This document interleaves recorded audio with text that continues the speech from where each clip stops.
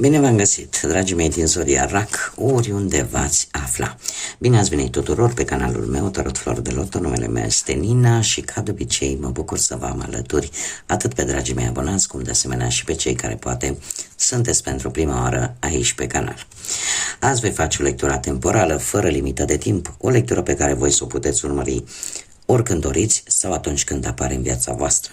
Desigur, dragilor, nu uitați un aspect important, voi sunteți proprii voștri stăpâni, voi vă construiți viitorul, așa că vă rog din suflet să luați decât acele mesaje care rezonează cu voi, iar restul lăsați-le să zboare în univers, pentru că sigur sunt pentru alte energii, alte persoane care, într-o mai mică sau mai mare măsură, au o legătură cu Zodia RAC. Așa că, dragilor, toți cei care aveți Soare, Lună, Venus, ascendentul în Zodia RAC, atunci această lectură este de asemenea și pentru voi. Și înainte de a începe lectura propriu-zisă, vreau să fac o mică paranteză pentru toți cei care aveți ceva împotriva vocii mele, împotriva timbrului meu vocal. Am o rugăminte, nu trebuie să-mi dați mesaje, să-mi spuneți știți, nu-mi place vocea, că nu-mi place, adică ne mai vorbim și la Pertu, nu-mi place vocea ta, că e prea răgușită, că mai lasă fumatul, că mai lasă nu știu ce, nimeni nu știe absolut nimic despre mine ca persoană.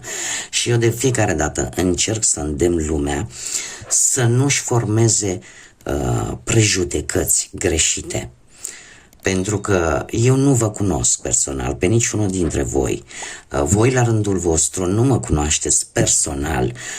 Nimeni nu știe absolut nimic despre problemele mele de sănătate sau despre problemele mele în general.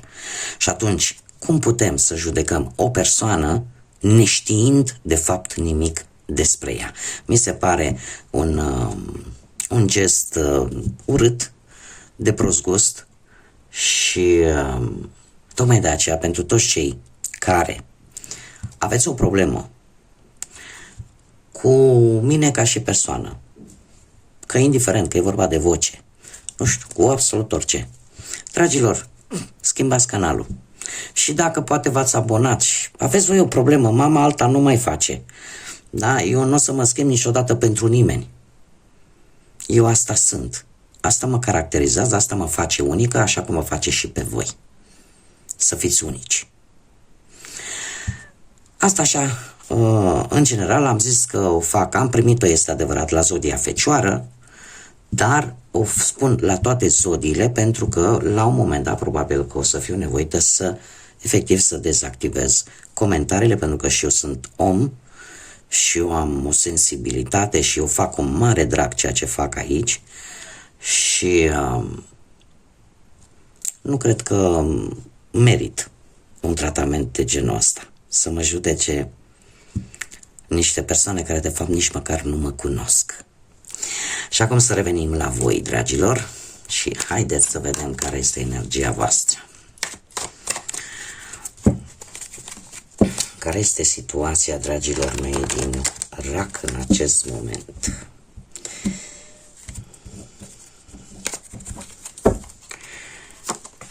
Și avem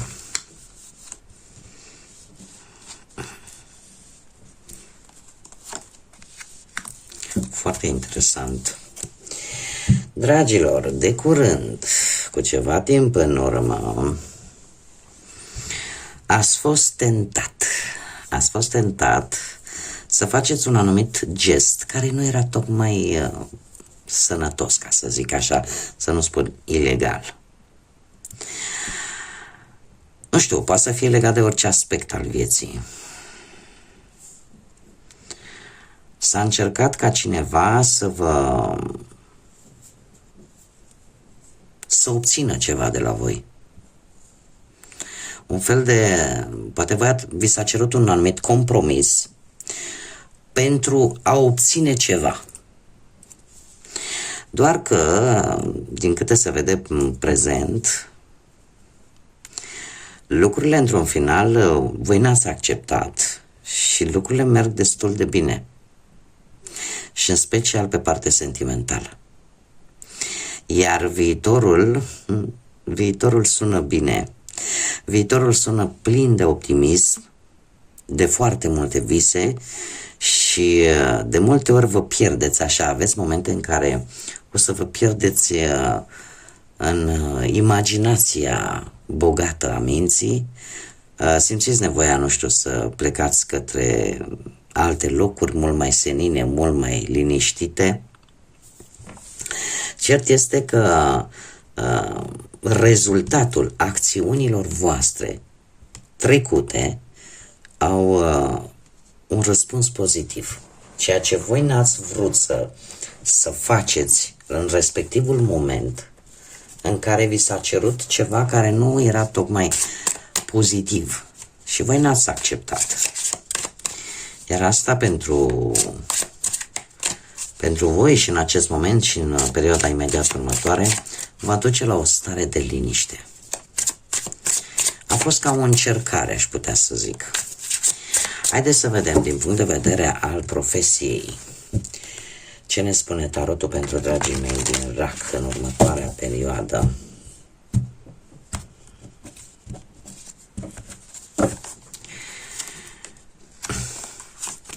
Ceva conflicte ați avut la locul de muncă unii dintre voi sau poate ați avut de dat niște examene care au fost foarte mulți competitori.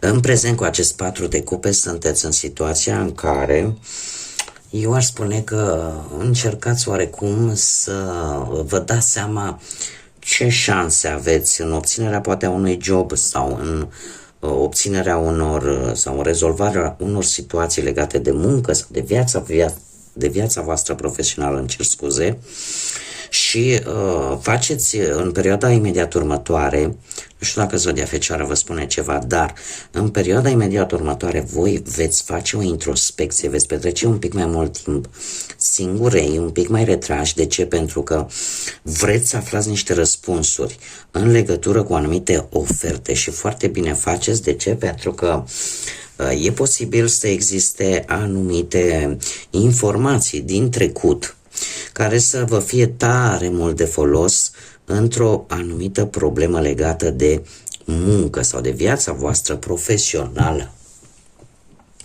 Eu aș spune că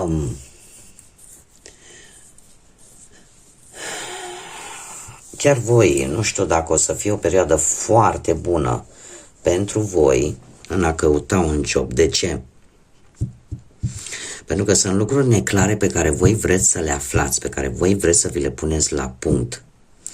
Și aici, în prezent, se pare că ați avut parte de niște oferte de muncă, probabil, sau de negocieri, de înțelegeri, pe care una deja ați eliminat-o. Și, în general, le analizați foarte, foarte bine. Dar adică le tratați cu foarte mare seriozitate. Toate informațiile și toate ofertele astea care pot veni pe planul ăsta profesional, le analizați foarte bine, nu vă grăbiți și nici nu o veți face nici în următoarea perioadă, pentru că vreți să luați exact cea mai bună decizie. Doar singurul aspect care țin să-l menționez este că este legat de un anumit lucru din trecut. E posibil ca ceva aici să aibă legătură cu o experiență din trecut la nivel profesional. Acum, haideți să vedem pe plan material, financiar. Dragilor, pe plan material ați făcut o alegere nu tocmai inspirată, care v-a adus niște întârzieri în obținerea unei sume de bani sau rezolvarea unei situații financiare. Cu acest 9 de bâte, chiar în prezent aș putea să zic că nu vă este tare ușor. Încercați să acoperiți toate cheltuielile importante și eu aș spune că ajutor veți primi. Situația se va reglementa, ca să zic așa, doar că nu imediat. Și vă vor veni bani din ceva ce voi ați investit cu ceva timp în urmă. Și acel ceva va începe să dea roade.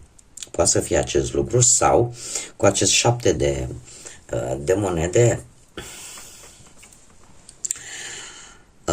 se pare că va trebui totuși să vei primi un ajutor, vei primi un sprijin, doar că ar trebui să economisești și să ai un pic mai multă răbdare, pentru că ceea ce voi începeți în acest moment va avea rezultate mult mai bune într-un viitor apropiat. Dar aici voi ați făcut o greșeală, din păcate ați făcut o alegere greșită în ceea ce privește o situație financiară. Faptul că mi se repetă 7-le, mie asta îmi vorbește de înțelepciune. E o lecție pe care probabil că deja voi v-ați învățat-o și în afară de faptul că îmi vorbește de înțelepciune, 7 este un număr divin care ne vorbește de o evaluare și o gândire mult mai profundă a situației. Da? Și se pare că și simțul observației deja s-a mai acutizat, sunteți mult mai atenți decât erați înainte în ceea ce privește finanțele. Haideți să vedem cu viața sentimentală pentru cei care sunteți într-o relație, dragilor. Lucrurile au fost destul de echilibrate cu ceva timp în urmă, fiecare a dat cât a primit.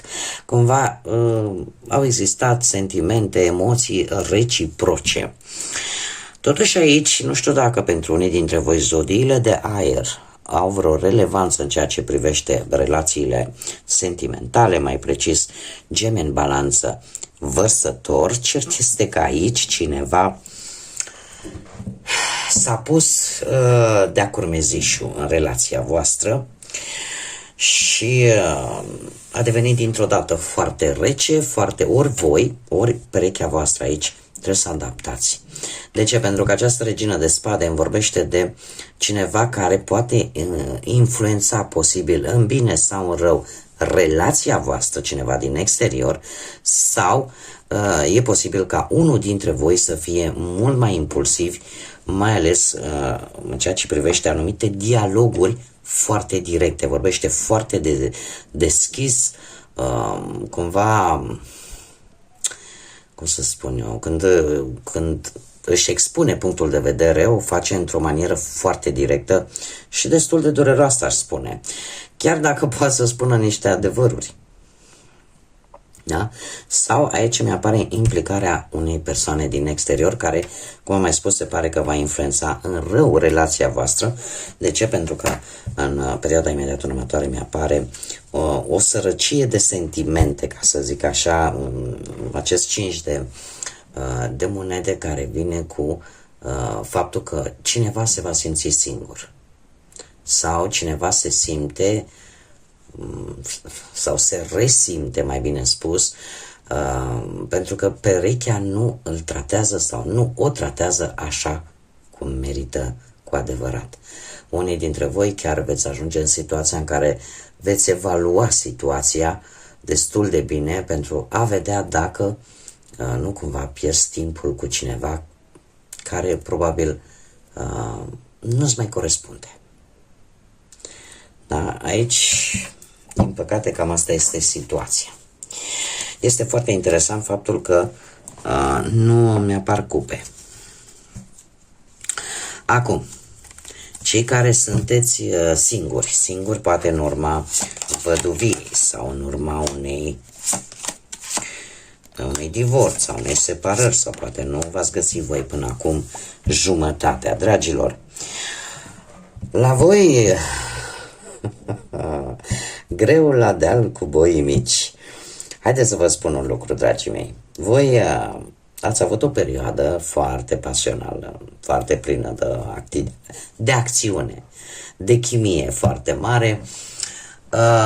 Eu aș spune că apare o atracție fizică foarte intensă pentru o anumită persoană. Nu știu dacă la locul de muncă, dar nu e obligatoriu. Cert este că aici ceva v-a atras atenția și este o atracție, cum am mai spus, mai mult ce ține de senzualitate, de partea fizică, da? Fără să vorbim de sentimente, de emoții și așa mai departe.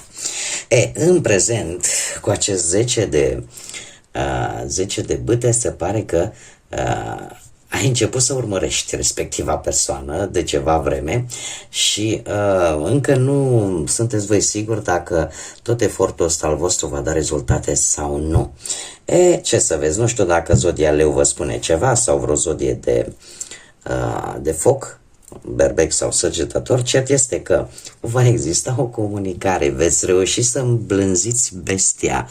Cum? Prin comunicare. Mie mi-apare o comunicare cu cineva dintr-o zodie de foc și aș zice că vine cu bucurie, va exista o comunicare, s-ar putea efortul vostru să dea niște rezultate tare bune.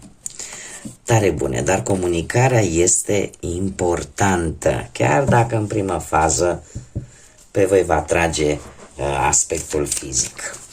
Haideți să vedem un mesaj din partea oracolului cristalelor pentru voi, dragii mei din RAC.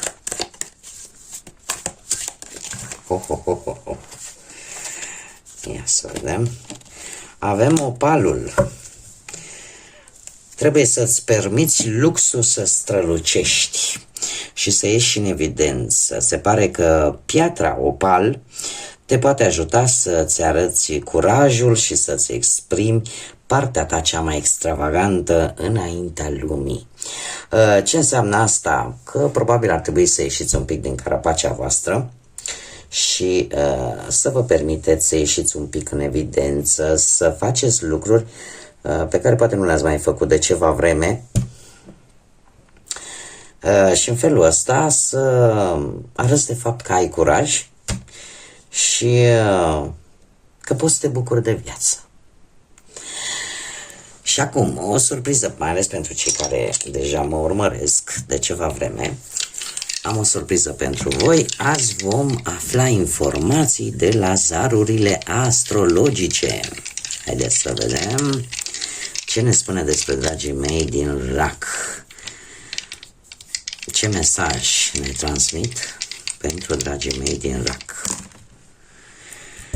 Avem casa 11, avem zodia Pești și pe Neptun. Foarte interesant, mai ales că Neptun chiar guvernează zodia Pești, dragilor.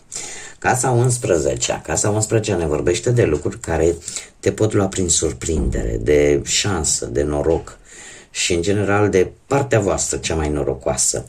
De asemenea, ne poate vorbi și de un eveniment social. Acum, faptul că avem și zodia Pești, care e o altă zodie de apă, la fel ca și voi, și avem și pe Neptun, guvernatorul zodiei Pești, mie asta îmi spune că unii dintre voi ar fi bine ca în momentul în care mergeți poate la un eveniment social sau cum să zic eu, la vreo petrecere sau în general când aveți parte de lucruri care vă ia prin surprindere, pur și simplu, e bine să nu luați cum să spun, decizii importante în acele momente. De ce? Pentru că lucrurile pot fi un pic înșelătoare. Neptun despre asta ne vorbește.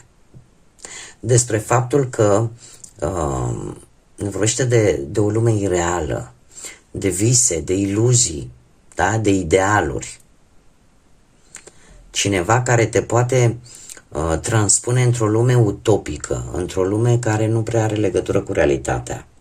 Nu vă pierdeți conexiunea, mai ales că și zodia Pești ne vorbește, există acel risc în care